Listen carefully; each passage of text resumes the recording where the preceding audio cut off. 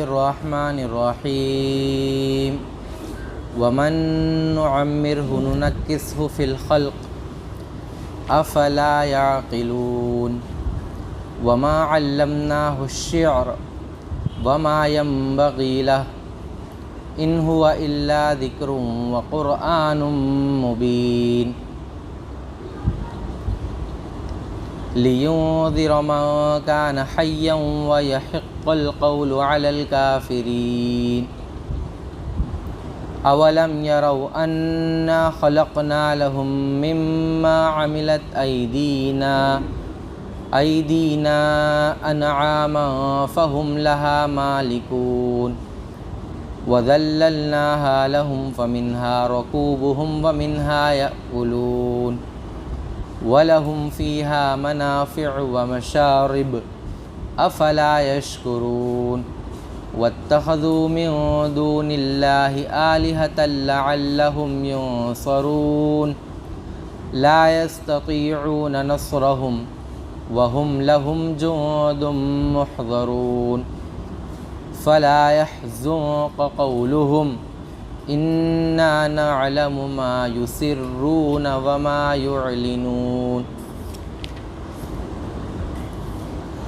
پناہ مانگتا ہوں صدق اللہ العظیم، پناہ مانگتا ہوں میں اللہ کی شیطان مردود سے، شروع اللہ کے نام سے جو بڑا مہربان نہایت رحم فرمانے والا ہے۔ میرے بھائیوں، بزرگوں اور عزیز ساتھیوں، ابھی میں نے آپ کے سامنے سورہ یاسین کا آخری رکوع، اس کی چند آیتیں آپ کے سامنے تلاوت کی۔ قبل اس کے کہ ہم ان آیاتوں کی تفہیم کی طرف بڑھیں، آپ کے سامنے سورہ یاسین کے حوالے سے چند باتیں رکھنی ہیں۔ اصل میں کہ تسلسل برقرار رہے گا یا نہیں پتہ نہیں ہے، تو میں نے سوچا کہ سورہ یاسین کے آخری رکوع میں جو اختتامی گفتگو اللہ تعالیٰ نے کی ہے اس پوری سورہ یاسین کے حوالے سے وہ آپ کے سامنے جو ہے میں رکھنے کی کوشش کروں گا۔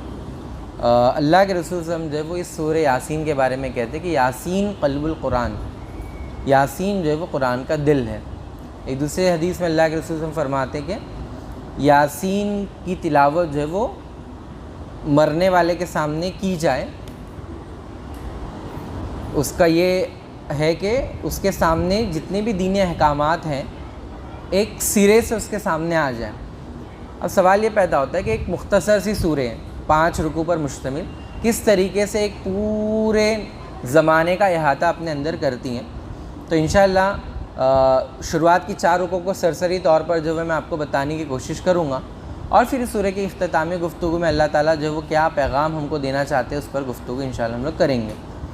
تو سورہ کی شروعات جو ہے وہ اس طریقے سے ہوتی ہے کہ اللہ تعالیٰ جو ہے وہ کچھ الفاظ کی قسم کھاتے ہوئے کہتے ہیں کہ قرآن حکیم ہے اور حکیم ہستی کی طرف سے جو ہے نازل کردہ ہے۔ پھر اس کے بعد اللہ تعالیٰ کہتے ہیں کہ جن لوگوں نے اس کتاب کو ماننے سے انکار کر دیا ہم نے ان کو سزا کے طور پر 3 سزائیں دیں۔ پہلی سزا تو یہ تھی کہ ہم نے ان کے پیچھے دیوار کھڑی کر دی، دوسری سزا یہ ہے کہ ہم نے ان کے آگے دیوار کھڑی کر دی، اور تیسری سزا یہ کہ ہم نے ان کے گردن میں جو ہے وہ توق ڈال دی، جس کی وجہ سے ان کی یہ جو گردن ہے وہ ایسے اکڑ گئی ہے، اور جب یہ گردن اکڑ جائے گی تو آپ کی نظریں کہاں ہوں گی، ہے نا؟ آپ کو اگر ایسے کوئی کر دے تو ایسے آنکھیں اوپر ہو جائے گی۔ تو اللہ تعالیٰ کہتے ہیں کہ جب ہم نے ان کی گردنوں میں توق ڈال دی تو ہم نے ان کو اوپر سے ڈھانپ دیا۔ یہ 3 جو ہے وہ سزا آپ یاد رکھیں، پیچھے دیوار کھڑی کر دی، آگے دیوار کھڑی کر دی، ان کی گردن میں توق ڈال دی اور ان کو اوپر سے ڈھانپ دیا۔ یہ گفتگو ہونے کے بعد اللہ تعالیٰ پہلی رکوع کے اختتام میں بات کہتے ہیں کہ ہم ہر چیز کو ثبت کر رہے ہیں، انا نحن نحیی الموتى وَنَكْتُبُ مَا قَدَّمُوا وَآثَارَهُمْ، قدموا جو آگے آنا ہے وہ آثاروں، اور جو آپ نے پیچھے چھوڑا ہے ہر چیز کو ہم لوگ کیا کریں، ایک کھلی کتاب میں ہم نے درج کر رکھا ہو، فی امام مبین۔ یہ پہلی رکوع ختم ہو جاتی ہے۔ دوسری رکوع میں اللہ تعالیٰ جو ہے ایک تاریخی واقعے کا تذکرہ کرتے ہیں، اس تاریخی واقعے کا زمانہ، شہر، اس شخص کا نام، اس علاقے میں کون سے انبیاء بھیجے گئے ان کا نام، کچھ نہیں گفتگو کی گئی، بس یہ بتایا گیا کہ وَاضْرِبْ لَهُمْ مَثَلًا أَصْحَابَ الْقَرْيَةِ، کہ ان کو جو ہے کسی بستی والے کا ایک واقعہ آپ سنا دیجیے اے نبی۔ پھر وہ واقعہ اس طرح سے ہوتا ہے کہ اس قوم میں اللہ تعالیٰ نے جو ہے وہ 2 رسول بھیجے، دونوں کو جھٹلا دیا گیا، تیسرا رسول آیا، تیسرے کو بھی جھٹلا دیا گیا۔ اس کے بعد ایک دور دراز گوشے سے شخص جو ہے وہ دوڑتا ہوا آیا، اور اس نے بھی جو ہے وہ دین کی دعوت قوم کے سامنے پیش کی، نتیجہ یہ ہوا جہاں سے ہمارا 23واں پارہ شروع ہوتا ہے کہ اس نوجوان کو جو ہے وہ قوم قتل کر دیتی ہے، اور پھر جب اللہ تعالیٰ اس کو جنت میں داخل کرتا ہے تو وہ اس بات کا اظہار اپنے رب سے کرتا ہے کہ کاش میری قوم کو پتہ ہوتا کہ جو دعوت میں نے قبول کی اس کے نتیجے میں اللہ تعالیٰ نے میری منزلت کو کس طریقے سے بڑھا دیا۔ تو یہ ایک تاریخی واقعہ، اب اس کو آپ فی الحال اپنے ذہن میں رکھیے، اس کا تعلق کس طریقے سے میں آپ کو آگے بتاتا ہوں۔ اس کے بعد تیسری رکوع میں اللہ تعالیٰ نے اپنی نشانیاں گنانا شروع کی، رات کی، دن کی، سورج کی، چاند کی۔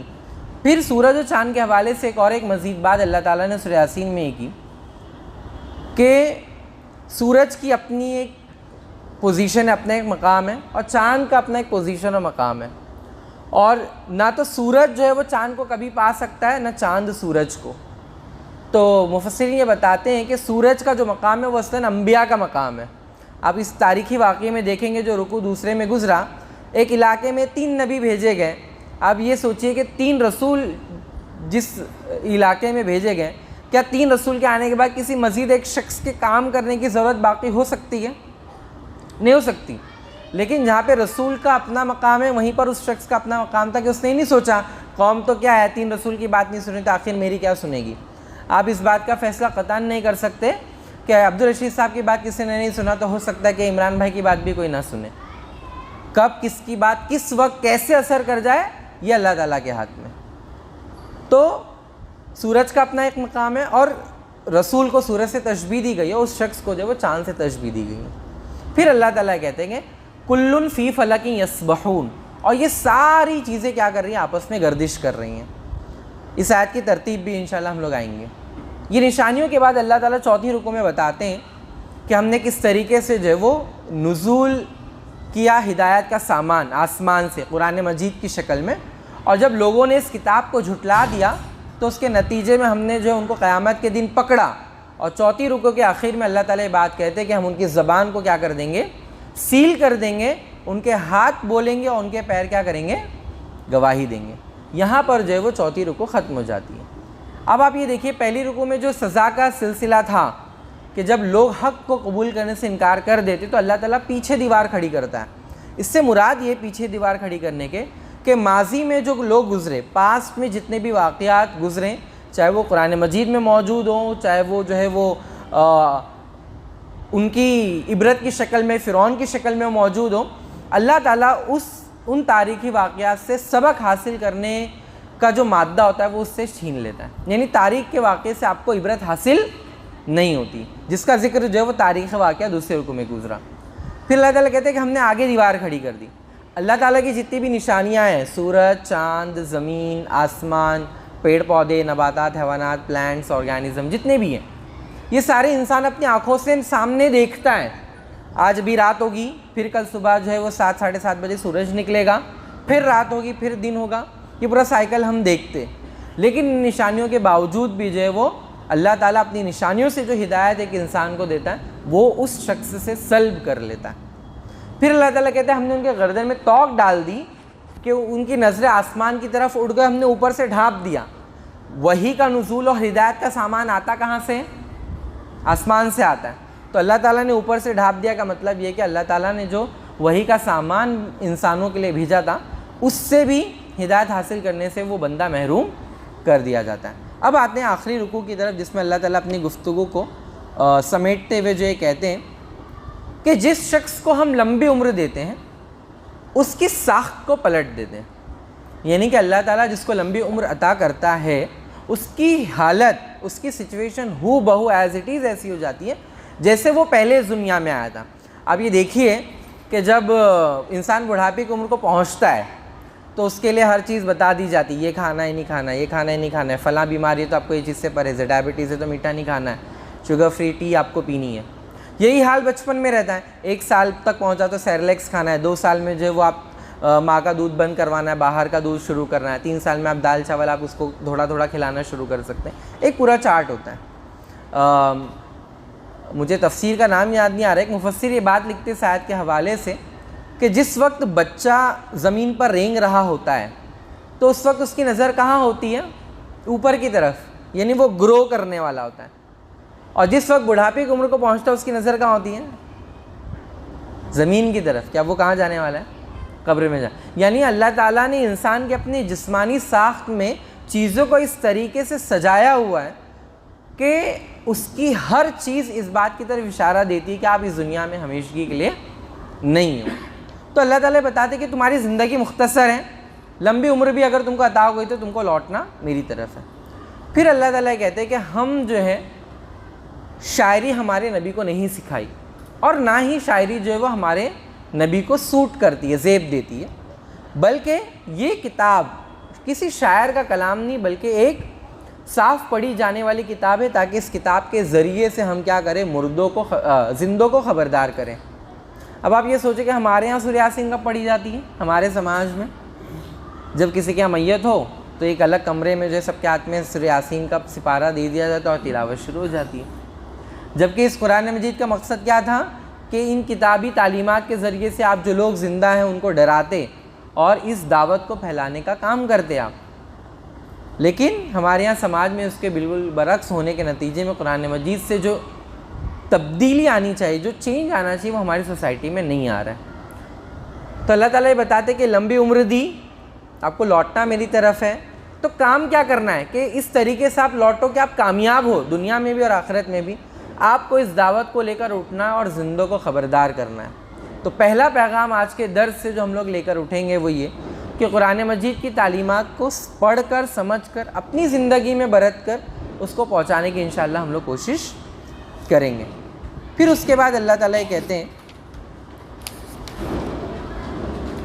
کہ کیا یہ لوگ نہیں دیکھتے کہ ہم نے اپنی ہاتھوں کی بنائی ہوئی چیزوں سے ان کے لیے مویشی پیدا کیے، یعنی پالتو جانور، اور اب ان کے مالک ہیں، اور ہم نے ان جانوروں کو ان کے بس میں اس طریقے سے کر دیا ہے کہ ان جانوروں پر سوار ہوتے، کسی کا گوشت کھاتے، ان میں طرح طرح کے فوائد اور مشروبات ان کے اندر موجود ہیں۔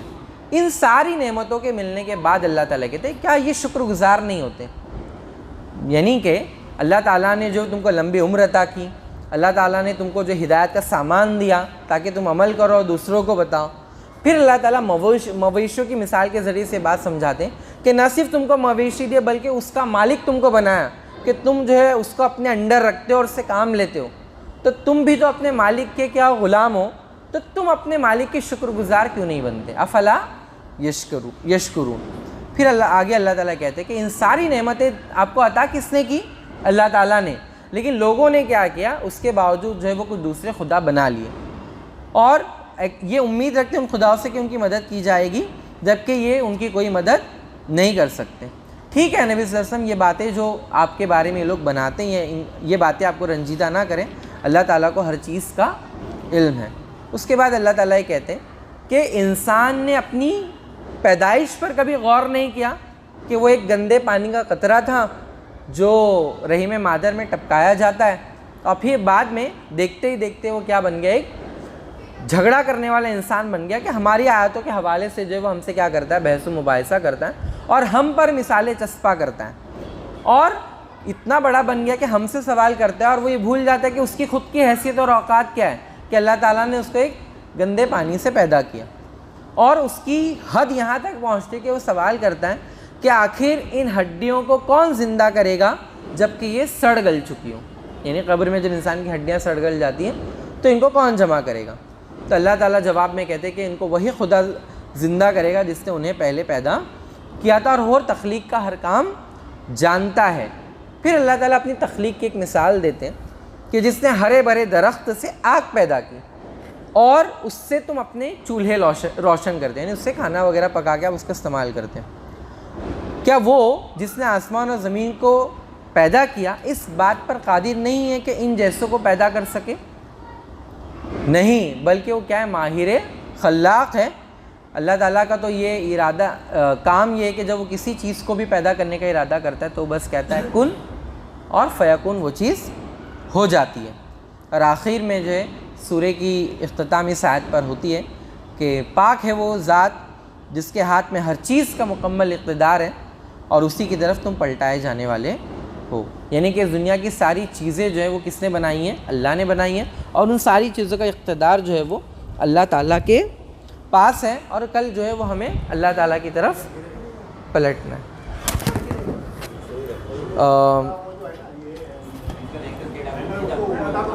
ایک منٹ یہ آئیں گے.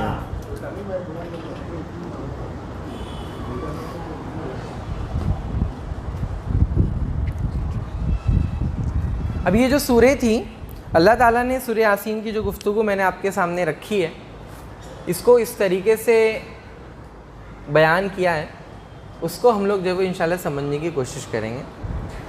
سورہ کی شروعات جو ہے وہ قرآن مجید سے ہوتی ہے کہ یاسین والقرآن الحکیم. اس کے بعد اللہ تعالیٰ جو ہے وہ ایک تاریخی واقعہ بیان کرتے ہیں. اس کے بعد اللہ تعالیٰ اپنی نشانیاں بتاتے ہیں. اس کے بعد اللہ تعالیٰ جو ہے وہ وحی کا ذکر کرتے ہیں اور قیامت کا ذکر کرتے ہیں کہ قیامت کے دن جو ہم کیا کریں گے، تمہاری زبان کو سیل کر دیں گے. قیامت اور آخرت کا تذکرہ. اس کے بعد اللہ تعالیٰ کیا کرتے ہیں، آخری رکوع میں پھر بتاتے ہیں کہ ہم نے جو ہے اس کتاب کو نازل کیا، یہ شاعروں کا کلام نہیں ہے بلکہ یہ کتاب کیا ہے، اس لیے نازل کی کہ اس کے ذریعے سے تم کیا کرو، زندوں کو ڈراؤ. دوبارہ قرآن کا ذکر. یہ پانچویں رکوع، یہ پہلی رکوع.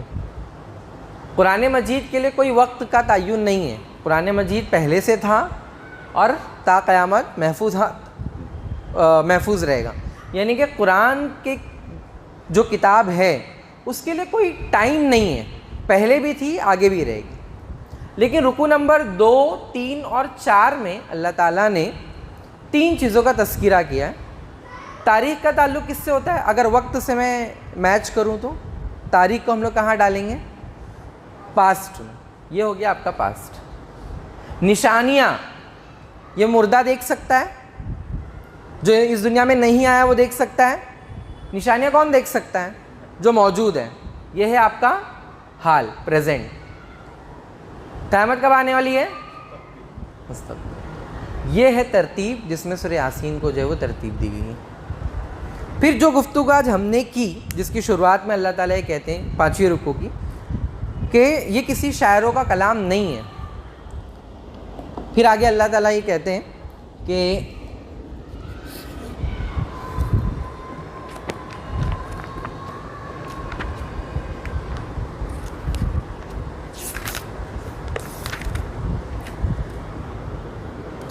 قرآن مجید کے ذریعے سے جو ہے تم خبردار کرو.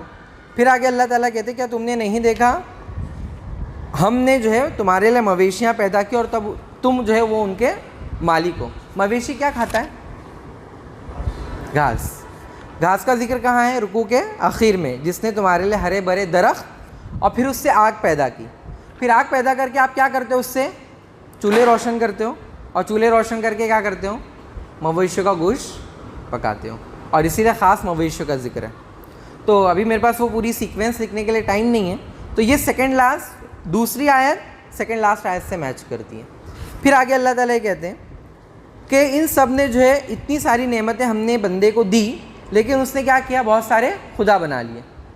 لیکن اگر انسان خدا نہیں بھی بنائے تو وہ کم از کم کیا کرتا ہے؟ یعنی کہ جیسے ہم مسلمان جو ہے وہ خدا تو نہیں بناتے، اللہ تعالیٰ کے ساتھ کسی اور کو نہیں کہتے کہ کوئی اور بھی خدا جو چیزیں پیدا کرتے ہیں، لیکن کہیں نہ کہیں جو ہے وہ ہم سوال اٹھاتے ہیں. اللہ تعالیٰ کی جو یہاں پر اس خاص کر تذکرہ کیا گیا کہ اپنی پیدائش کو بھولتا ہے اور ہم پر مثالیں چسپاں کرتا ہے. تو یہ ایٹیٹیوڈ کہیں نہ کہیں ہمارے اندر رہتا ہے کہ یا تو آپ خدا بنائیں گے اللہ کے علاوہ کسی اور کو، یا تو پھر اللہ تعالیٰ کے کاموں پر اور اللہ تعالیٰ کی جتنی بھی تخلیق ہے اس میں کہیں نہ کہیں ہم سوال اٹھاتے ہیں. تو ان ساری چیزوں سے یہ تیسری آیت اور یہاں سے یہ تھرڈ لاسٹ، یہ پوری گفتگو میں 5ویں رکوع کے درمیان میں جو آیت پائی جاتی ہے وہ یہ ہے کہ اللہ کے رسول صلی اللہ علیہ وسلم کو تسلی دی جا رہی ہے کہ چاہے لوگ، اللہ تعالیٰ کا کلام آیا، پھر اللہ تعالیٰ نے اپنی نعمتیں دی مویشیوں کی شکل میں، ان تمام نعمتوں کے بعد لوگوں نے خدا بنائے، اللہ کے علاوہ کسی اور کو معبود بنایا. پھر یہ بات کہی جاتی ہے کہ اے نبی جو ہے وہ آپ رنجیدہ نہ ہو، غم نہ کیجیے، اللہ تعالیٰ ساری چیزوں کو جانتا ہے. پھر اس کے بعد یہ بات کہی جاتی ہے کہ انسان اپنی اوقات بھولتا ہے، اللہ تعالیٰ پر مثالیں چسپاں کرتا ہے. پھر اللہ تعالیٰ کہتے ہیں تو وہی خدا ہے جس نے کیا کیا؟ ہرے بھرے درخت سے آگ پیدا کی، چولہے روشن کیے.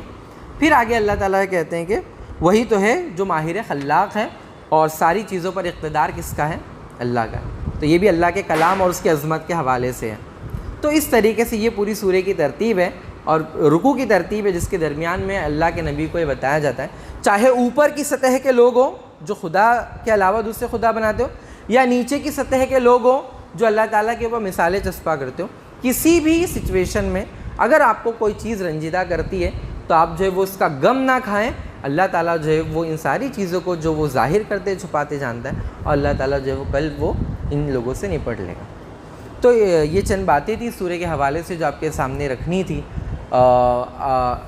جس طریقے سے کل الیکشن کا رزلٹ آیا تو ہم لوگ جو ہے کہیں نہ کہیں وہ یہ دیکھتے ہیں کہ دن بدن جو ہے وہ ایم پی الیکشن ہو چاہے ایم ایل اے الیکشنز ہوں, باطل طاقت کا زور جو ہے وہ بڑھتا جا رہا ہے. لیکن یہ عین ممکن ہے کہ اللہ تعالیٰ جو ہے وہ اس ابھرتی طاقت کے ساتھ ساتھ ان کو, اللہ تعالیٰ کی کیا مصلحت ہے ہم نہیں جانتے, کب زوال کر دیں یا اسی ان کے عروج میں ہی کہیں نہ کہیں جو ان کی زوال چھپی ہو. یہ تو آنے والا وقت جو ہے وہ بتائے گا. لیکن یہ ساری چیزوں کے بعید جو ہے وہ ہماری یہ ذمہ داری ہے کہ اس قرآن کی تعلیمات کو جو ہے وہ ہم لے کر اٹھیں اور جو اس دعوت کو لے کر پوری دنیا میں پھیل جائیں.